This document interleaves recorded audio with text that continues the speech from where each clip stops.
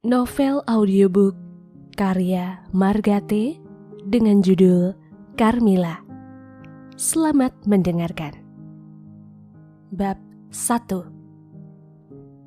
Namanya Carmilla, dari keluarga baik-baik, dan dia percaya meskipun tidak tahu bahwa Faisal berasal dari keluarga baik-baik. Mereka berjumpa di sebuah pesta di rumah saudara Misan Ana. Sejak sore, Carmilla sudah ragu-ragu untuk ikut ke sana. Pukul 5 dia sengaja pergi tidur, supaya Ana yang akan menjemputnya nanti mendapatinya dalam keadaan belum siap dan pergi meninggalkannya. Tapi Carmilla tidak bisa tidur. Udara terlampau panas. Dia bergolek-golek sambil memikirkan calon suaminya di Australia. 2 minggu yang lalu dikirimnya surat. Semestinya minggu ini balasan sudah tiba. Tapi sampai hari ini, Sabtu, tidak ada pos baginya. Karena itu dia gelisah. Tidak ingin kuliah, tidak ingin pesta. Diangkatnya lengan kanannya ke atas dan sambil berbaring diperhatikannya cincin permatanya. Pemberian Edo. Resminya mereka belum apa-apa. Tidak resminya mereka sudah bertunangan sehari sebelum Edo berangkat 2 tahun yang lalu. Tiba-tiba pintu diketuk. Dengan malas dia berpaling melihat jam. Loh, sudah pukul 6. Sejam memutar-mutar cincin dan memikirkan kemana perginya tukang pos tua itu sudah seminggu tidak kelihatan. Pintu makin keras diketuk. Iya, teriaknya. Ada Non Ana, teriak babunya kembali. Sejenak Carmilla diam, menggigiti ujung gulingnya. Non, tok tok tok. Ada Non Ana. Dibantingnya gulingnya lalu meloncat ke pintu. Suruh masuk kemari. Dibukanya kunci lalu melompat lagi ke tempat tidur. Ana bergaun biasa. Diletakkannya tasnya di atas meja lalu melempar diri ke atas kursi. Tidak jadi? Tanya Carmilla dari balik bantal. Jadi, aku mampir dari toko sandang pangan. Aku khawatir engkau tertidur dan belum siap bila dijemput nanti. Rasanya aku enggan pergi. Loh, gila barangkali. Masa ke pesta enggan? Mana mereka sudah mengundang band dan ada demonstrasi agogo. Engkau gila kalau tidak datang. Masa bodoh? Engkau mesti datang. Enggan. Kenapa sih? Tidak ada air. Aku tidak bisa mandi. Astaga, seru Ana tertawa geli. Kan engkau biasa mandi di mana-mana. Mengapa sekali ini tidak mandi di rumahku? Tapi bajuku lusuh, setrikaan kami putus kabelnya. Alah, bawa ke rumahku. Kita minta tolong si Udin. Dia pintar sekali menggosok baju-baju sutra yang lemas. Carmilla menelan napas. Setan ini kalau sudah keranjingan pesta. Si Wirasmi diundang tidak? Sure. Nah, kalau begitu gimana aku bisa datang? Bajuku yang lusuh itulah yang telah kupakai ke pesta ulang tahunnya dulu. Kapan dia pesta? 3 bulan yang lalu. Ingat, kau pakai baju merah bata. Oh, iya ya, aku ingat. Tapi, alah, sudah 3 bulan, dia pasti tidak ingat lagi. Mana bisa, aku masih ingat apa yang kau pakai. Tapi dia tidak. Wirasmi tidak peduli apa yang kau pakai dan tidak akan pernah ingat apakah engkau pernah mengenakannya atau belum. Carmilla menggeleng dengan keras kepala. Ana jadi dongkol. Sudah, kau pakai bajuku saja. Carmilla menatapnya tanpa bersuara. Kalau begitu, engkau mesti ke rumahku sekarang. Sekalian mandi di sana. Carmilla diam saja. Ayo, teriak Ana sambil merenggut bantalnya.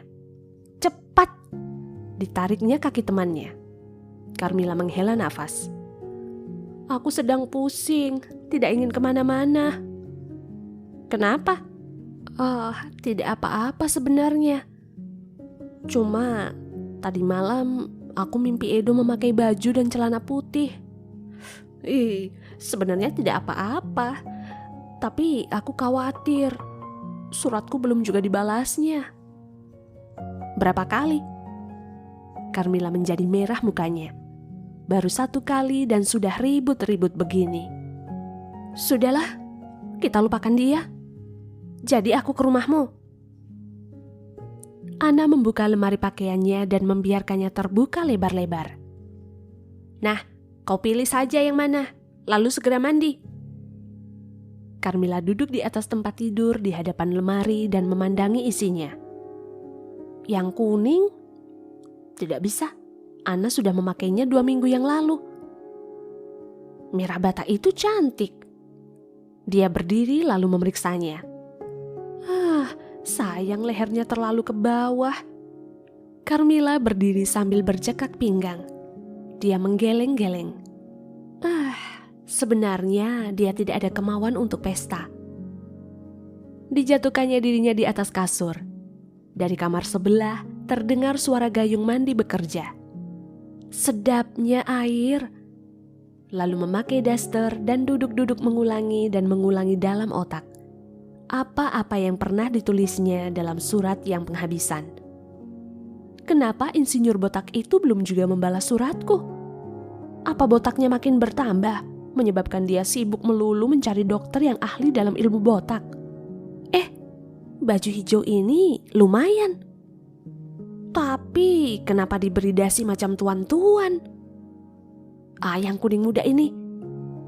Carmilla memegangnya sebentar. Masya Allah, bisa kelihatan semua baju dalamku. Pintu terbuka dengan keras seperti didobrak rampok. Anna masuk berselubung handuk. Ayo mandi sana. Yang mana pilihanmu?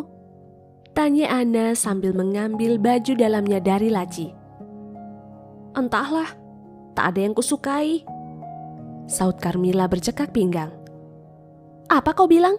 Bajuku tak ada yang bagus? Ancam Anna siap akan menendangnya. Siapa bilang bajumu jelek? Aku bilang aku tidak suka. Habis, engkau mau pakai baju mandi ke sana? Carmilla menggembungkan kedua pipinya. Digaruk-garuknya lehernya. Kalau tidak ada selera untuk pergi memang susah.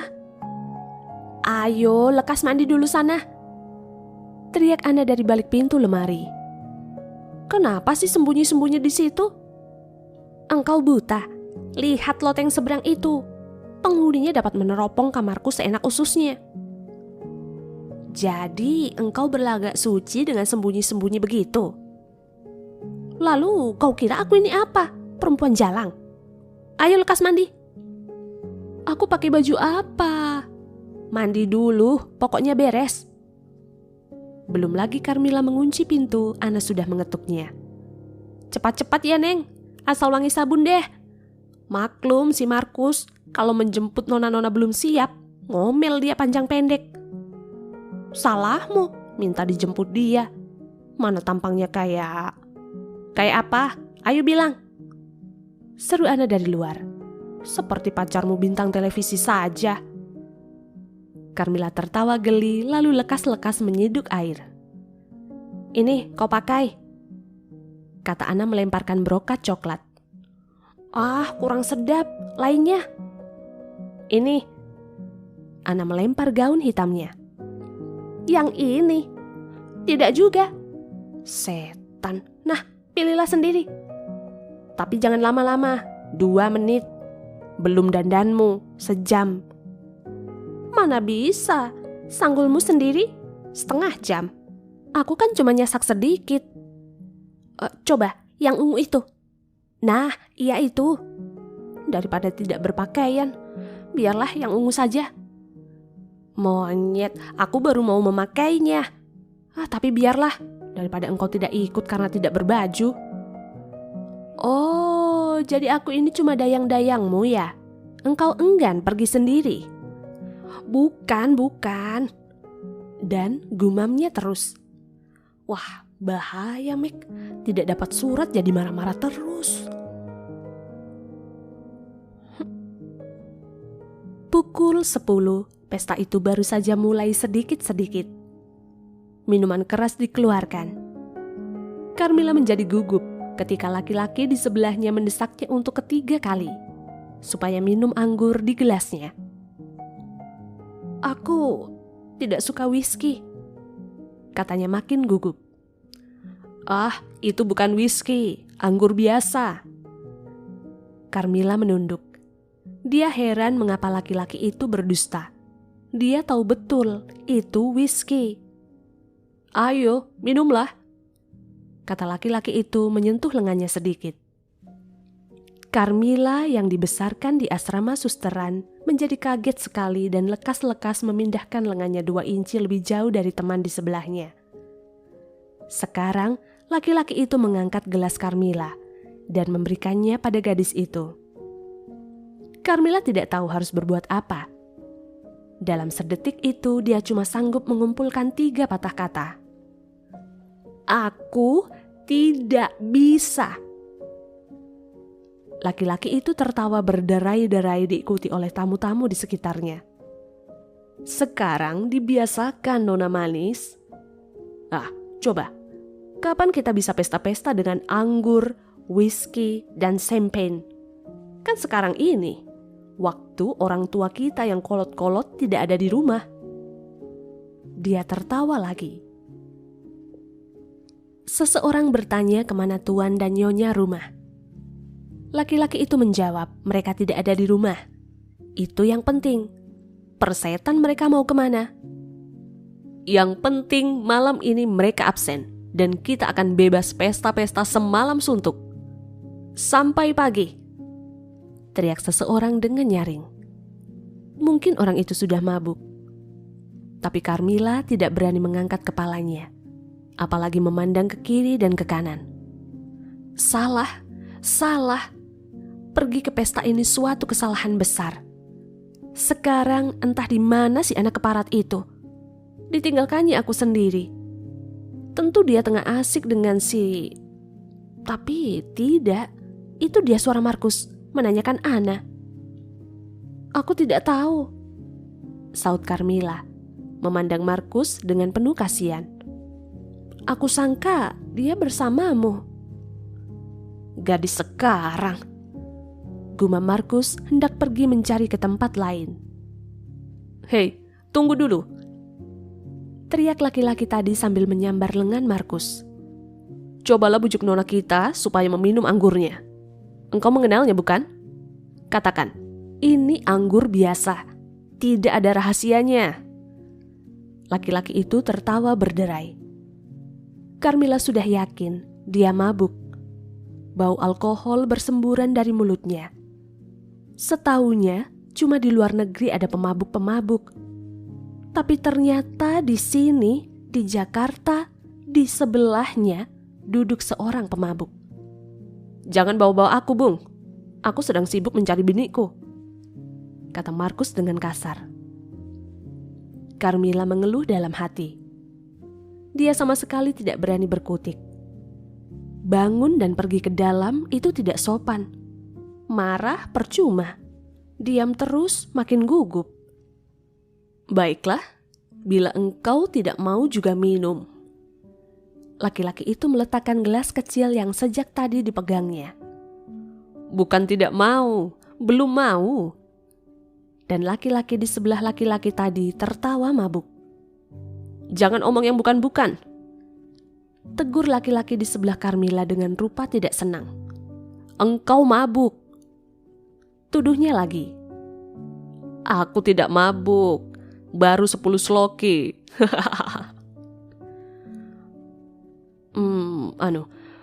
Bagaimana kalau kita turun?"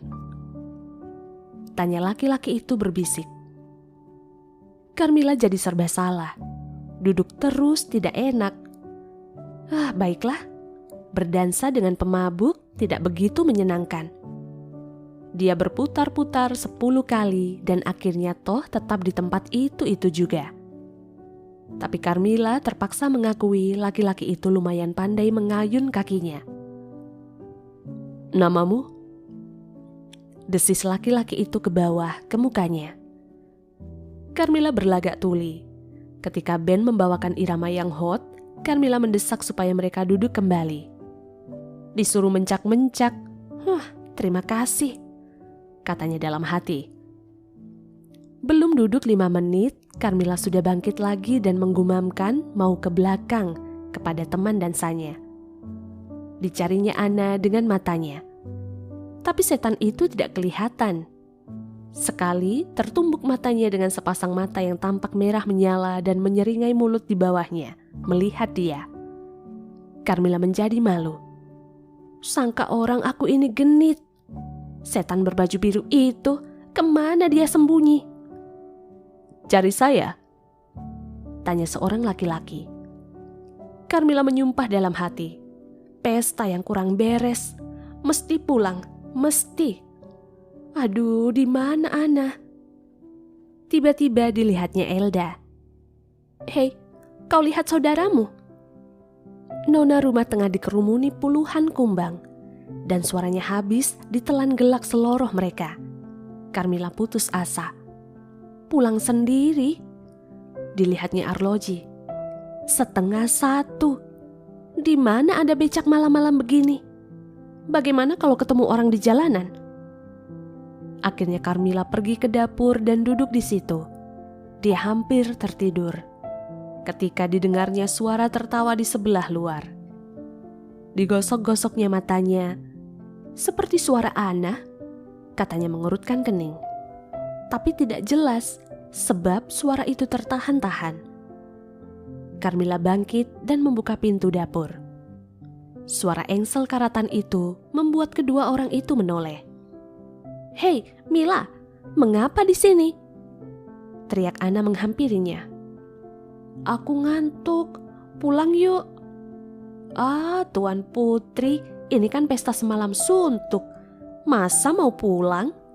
Yang berulang tahun ditinggalkan sendiri di rumahnya yang kosong begini. Keenakan."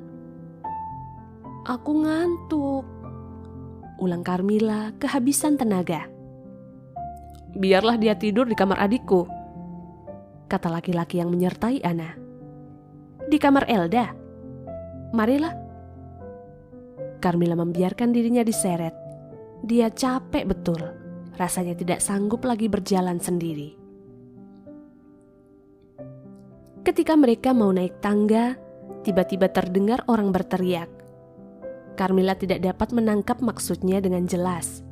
Dia terlalu ngantuk. "Tuan Putri ngantuk, mau tidur," teriak Ana ke bawah.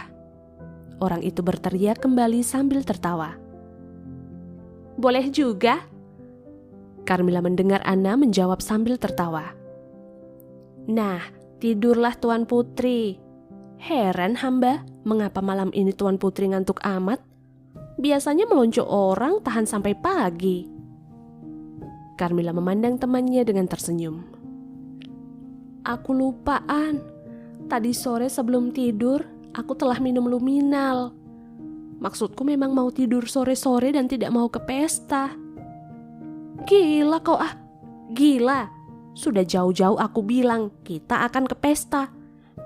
Dia minum obat tidur, cuma lantaran sepucuk surat dari Australia jatuh di laut." Carmila tidak menyahut. Langsung tergolek di atas tempat tidur tanpa membuka baju. "Jangan tidur dulu, nanti ku ambilkan kau minum." 5 menit kemudian, Ana kembali dengan segelas susu. "Ini Faisal yang membuatkannya bagimu." Dibantunya Carmila duduk. Gadis itu tidak peduli dan tidak pula mendengar kata-kata temannya. Diteguknya susu itu sampai habis, lalu jatuh kembali ke atas tempat tidur dan semenit kemudian sudah terdengar bunyi napasnya yang teratur. Carmila tidak tahu pukul berapa dia terbangun. Sekitarnya gelap gulita. Diulurkannya tangannya ke samping kiri hendak mengambil arloji. Tapi di sebelahnya tidak ada meja. Baru dia ingat, dia bukan di rumah. Gelap betul. Pemadaman dari sentral. Arloji di tangannya tidak dapat dilihatnya sama sekali. Badannya terasa panas dan jantungnya berdebar-debar. Perasaannya sangat tidak enak. Demamkah dia? Dicobanya duduk, perasaannya semakin tidak enak. Mulutnya terasa terbakar. Lebih baik aku mencoba turun dan berjalan-jalan di kebun. Aduh, hausnya, katanya sendirian dan tiba-tiba dia menutup mulut. Ada orang di kamarnya. Carmilla berdiri kaku di samping tempat tidur. Ada orang. Ada suara napas orang yang menderu-deru seperti habis berlari. Ditahannya nafasnya. Didengarkannya dengan berdebar-debar. Betul, rasanya suara itu amat dekat dengan dia. Tiba-tiba Carmilla menjadi takut dan menjerit. Sebuah tangan yang besar melayang turun dan menutup mulutnya. Carmilla menendang dan mencubit dan menampar. Tapi orang itu dengan mudah berhasil pula mengikat kedua belah tangannya. Diam kau. Dan tersembur bau alkohol dari mulutnya. Carmilla menjadi amat sangat takut. Dia mengerti bahaya yang mengancamnya. Dia mengerti. Karena itu dia menendang membabi buta dengan marahnya. Orang itu menampar pahanya dengan keras. Carmilla menangis, merasa amat dihina. Tidak teringat lagi olehnya Tuhan dan Bunda Maria dan semua manusia suci. Dia sibuk menendang-nendang. Baiklah, jangan katakan aku kejam, kata laki-laki itu dengan gusar. Dan si pemabuk itu mengikat kedua kaki Carmilla ke tepi tempat tidur. Carmilla menggoyang-goyangkan kepalanya dengan amat marah. Rasa dadanya mau meledak. Laki-laki itu tertawa dalam kegelapan. Carmilla cuma bisa memandang gelap. Samar-samar terlihat bayangan orang itu. Tapi jendela dan pintu tertutup rapat dan bulan tidak bersinar. Carmilla tidak dapat melihat wajah penyerangnya. Tiba-tiba terdengar korek digores. Carmilla menoleh. Dalam cahaya yang kecil itu, memang tidak banyak yang dapat ditangkap lensa. Tapi cukup. Carmilla melihatnya. Teman dansanya tadi. Sekarang pemabuk itu menyeret kursi dan duduk di sampingnya sambil menghisap rokok. Sebentar-sebentar dia menoleh. Kemudian dia bangkit lalu menyalakan lampu tidur. Romantis bukan? Istriku yang manis. Gila, teriak Carmilla. Tapi teriaknya tidak keluar. Sapu tangan di mulutnya memancarkan harum seperti sapu tangannya sendiri. Carmilla menangis lagi karena amat mendongkol dan ketakutan. Terang sekali orang itu sudah mabuk. Sambil menghembuskan asap rokok ke muka tawanannya, pemabuk itu menjulurkan tangannya.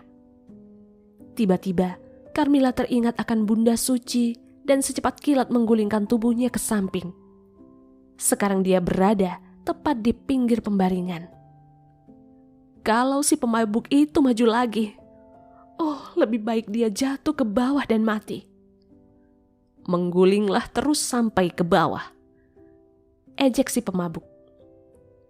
Engkau toh tidak akan pingsan. Dipan ini cuma semeter tingginya. Dan dia bangkit, lalu pelan-pelan maju